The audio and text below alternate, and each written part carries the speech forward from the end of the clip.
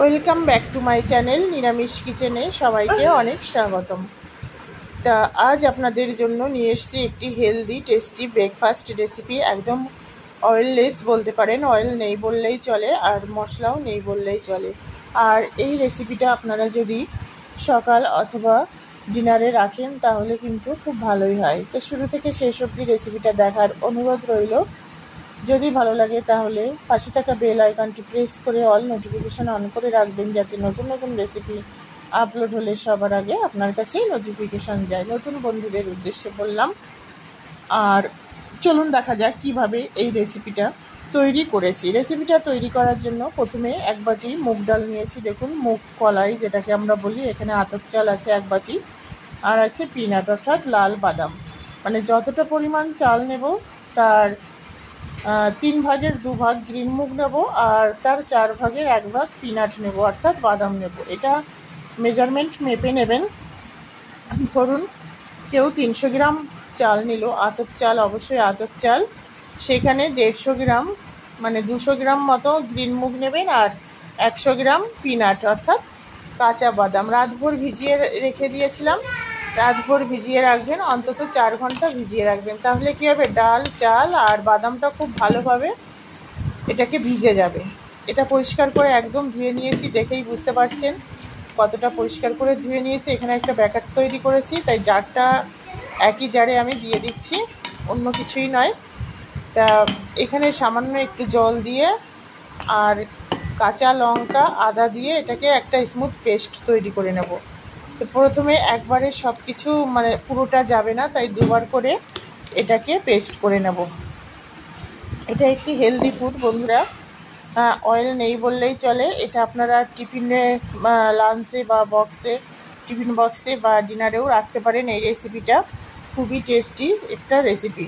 তা ব্যাটারটা তৈরি হয়ে গেছে, এখানে সিদ্ধ আলু আছে দেখুন। এটা একটা পুর তৈরি করব। এখানে বেবি কর্ন আছে, গ্রিন চিলি আর আদা আছে, মানে ভুট্টা যেটাকে আমরা বলি, ভুট্টা। এটা আমি ছাড়িয়ে রেখেছি, এগুলো একদম কচি। আর আলুটা সিদ্ধ, একটা পুর তৈরি করে নিতে হবে। তো পুর তৈরি করার জন্য এখানে সর্ষের তেল দিয়ে দিয়েছি, কিছুটা পরিমাণ সর্ষে দেব।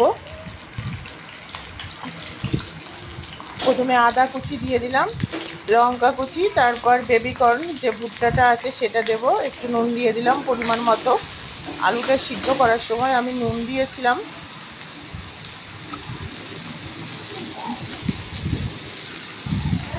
সিদ্ধ করার সময় নুন দিয়েছিলাম, তাই নুনটা বুঝে দিতে হবে। আর ব্যাটারেও নুন যাবে বন্ধুরা।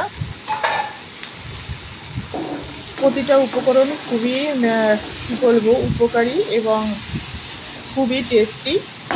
বেবিকর্নটা খুব বেশি ভাজবো না, হালকা ফ্রাই হয়ে গেলে যে আলুটা সিদ্ধ করে রেখেছি, আলুটা আজকে আমি গ্রেট করিনি কারণ খুবই সিদ্ধ হয়ে গেছে। এখানে হলুদ দিয়ে দিলাম পরিমাণ মতো।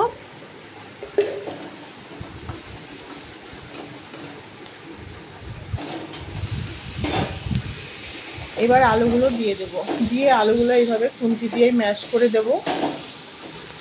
একদম খুব সুন্দর সিদ্ধ হয়ে গেছে। এটা ডালের মধ্যে দিয়েছিলাম, সিদ্ধ হয়ে গেছে।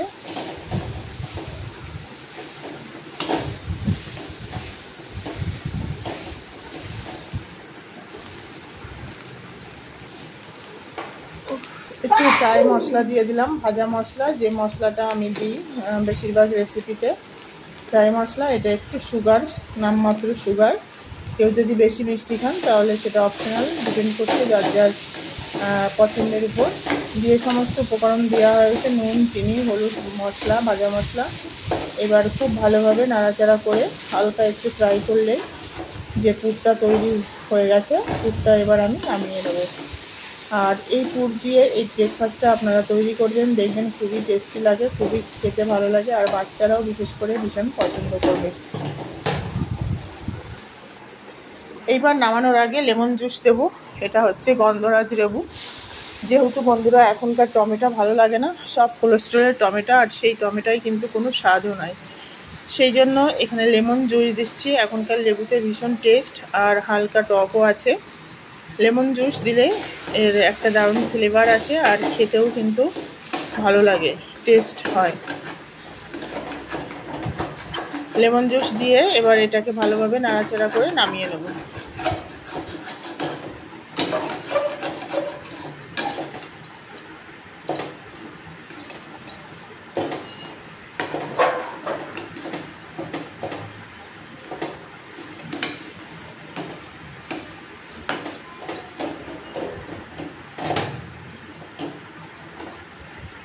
এইবার যে ব্যাকারটা দেখুন, ব্যাকারটার কি অবস্থা। কিছু একটু নুন দিতে হবে ব্যাকারে।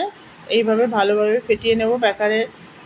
আদার্স অন্য কিছু দেব না, এটা যাতে খুব বেশি পাতলা না হয় আর খুব বেশি ঘন না হয় সেদিকে খেয়াল রাখতে হবে। পরিমাণ মতো নুন দেব, যেহেতু আলুর পুরটা একদম নুন পারফেক্ট আছে, তাই খুব বেশি নুন দিলে পুড়ে যাওয়ার সম্ভাবনা থাকে, যেটা খেতে ভালো লাগবে না, তাই নুনটা বুঝে দিতে হবে। এইভাবে ভালোভাবে ফেটিয়ে নেব, আর কিচ্ছু দেব না। এটা ফেটালে কি হবে, খুব ভালো হবে। দেখুন ফেটানো হয়ে গেছে, আর ব্যাটারটা কেমন তৈরি হয়েছে। এবার একটা তাওয়াতে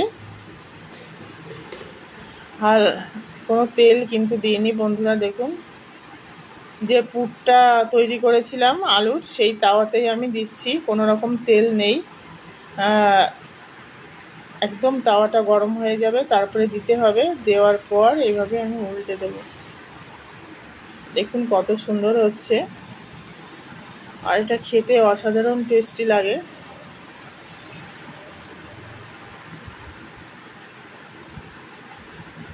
এবার আলুর পুর দেব, পরিমাণ মতো আলুর পুর দেব। দিয়ে এটাকে যে বিভিন্ন শেপে আপনারা তৈরি করতে পারেন, গোল, চৌকো বা মানে যে কোনো শেপে। তা আমি এটা লম্বা শেপে আকারেই এটাকে দেব। যেহেতু তেল দেওয়া নেই, একটু ভেঙে যেতে পারে। খেতে খুবই টেস্টি, আপনারা বাড়িতে তৈরি করুন, দেখবেন ভীষণ ভালো লাগবে। তা একে একে আমি সবগুলি তৈরি করে নেব। একটু ভেঙে গেছে বললাম না, অয়েললেস, আপনারা দেখেই বুঝতে পারছেন, একদম অয়েললেস রেসিপি। তো আজকের রেসিপিটা কেমন লাগলো কমেন্টস করে জানাবেন। আর নতুন বন্ধুদের উদ্দেশ্যে বলছি, যদি রেসিপি ভালো লাগে তাহলে পাশে থাকা বেল আইকনটি প্রেস করে অল নোটিফিকেশান অন করে রাখবেন, যাতে নতুন নতুন রেসিপি আপলোড হলে সবার আগে আপনার কাছে নোটিফিকেশান যায়। সবাই খুব ভালো থাকবেন, সুস্থ থাকবেন, সুরক্ষিত থাকবেন। আবার দেখা হবে নতুন কোনো রেসিপি নিয়ে। Tata, bye bye.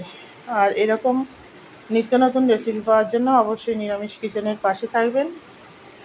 এইরকম স্বাস্থ্যকর খাবার পেতে গেলে পাশে থাকা বেল আইকনটি প্রেস করে অল নোটিফিকেশান অন করে রাখতে হবে, যাতে নতুন নতুন রেসিপি আপলোড হলে সবার আগে আপনার কাছে নোটিফিকেশান যায়। তো বন্ধুরা, আজ এই পর্যন্তই। আবার দেখা হবে নতুন রেসিপি নিয়ে।